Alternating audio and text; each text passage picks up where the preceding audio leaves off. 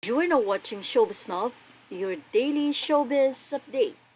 Simula nga nang naghiwalay sila Catherine Bernardo at Daniel Padilla ay tila hindi pa rin nakikita itong si Carla Estrada at itong si Catherine, na kung saan matapos nga ang nasabing hiwalayan ay na-issue na di umano ay may milyon na pagkakautang kay Catherine Bernardo o sa pamilya nito. Well, siguro talagang kung may katotohanan man ito, for sure ito ay kay Catherine. Isa sa sinasabi pa raw na dahilan ng paghihiwalay ng dalawa ay ang paghawak mismo ng bangko or bank account nitong si Carla Estrada, at lahat nga daw ng kapatid nitong si Daniel ay siya ang nagsusuporta. Bagay na hindi na raw nagugustuhan ng ina ni Catherine Bernardo na si Tita Min. But anyway, iyan po ay wala pang linaw kung may katotohanan ba mga issue na yan. Ayon lang sa bali-balita ay sobrang nag-viral sa social media ang new look ngayon ni Daniel Padilla. Bakit nga ba nagpagupit si Daniel? Although sinasabi noon before ni Christopher Min na madalas daw itong nagiinom at iyan day ayon sa source, makikita naman na kabalintunaan ang itsura ngayon ni Daniel na fresh ang look, at ayon nga sa mga netizen ay mas lalo pa raw itong gumwapo kahit na nga single na si Daniel. Well, may mga revelasyon din itong ina ni Daniel na si Carla, at kasama kaya si Catherine sa mga revelasyon na ito? Mula sa artikulo ni John Lalin sa Abante, iba na nga daw ang itsura ngayon ni Daniel Padilla.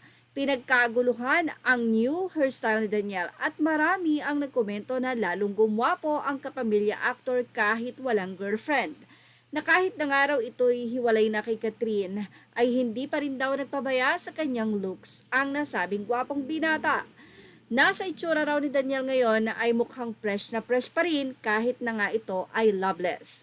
Tinanong naman namin ang nani ni Daniel or nitong si Jun Lalin, si Carla Estrada, at ikinuwento ni Carla Estrada ang reason kung bakit nagpagupit itong si Daniel. Ito'y dahil daw sa new project ang nasabing pagpapagupit. Pero hindi lang daw sure si Carla kung ang nasabi nga po bang pagpapagupit na yon ay nang mapagod si kamatayan or sa bago nitong sitcom na gagawin sa ABS-CBN. Wow! Marami pala mga project ngayon na naka-line up si Daniel. Hindi lang movie kundi sitcom din. Hindi rin din daw sure ang ina ni Daniel na si Carla kung ano nga ba ang mauuna sa dalawa, kung ang shooting ba ng pelikula or ang nasabing sitcom ni Daniel. So yan po ang nasabing revelasyon at pagbubulgar ng ina nitong si Carla Estrada, na sinasabi po nilang nasisira ang career ni Daniel dahil sa hiwalayan nila ni Catherine. Hindi, sobrang tahimik lang talaga ni Daniel at hindi siya mahilig mag-post sa mga achievement na ngayon ay nararating niya or meron. At tahimik nga lang talaga ang nasabing aktor kahit noon pa sila ni Catherine ay hindi ito madalas mag-post sa kanyang social media. Palagi nga pala naming napupuri daw si Carla ayon kay Jun Lalin dahil always willing daw itong sumagot sa mga tinatanong sa kanya. Kahit nga daw naiintriga pa na madalas si Daniel ay hindi umiiwas itong si Carla sa mga entertainment press, bagkos ito pa nga daw ang kumakaway kapag ka nakikita niya ang mga press. Samantala, tiyak naman na matutuwa nga daw ang loyal fans ni Daniel dahil bukod sa pelikula ay may sitcom na gagawin ng kapamilya actor. At last, or at least life must go on for Daniel.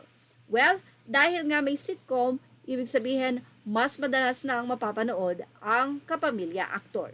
Ano kaya masisay dito ni Catherine? Yan ang ating Showbiz Snap Update. Images are all credit to the rightful owners, and thank you for watching Showbiz Snap.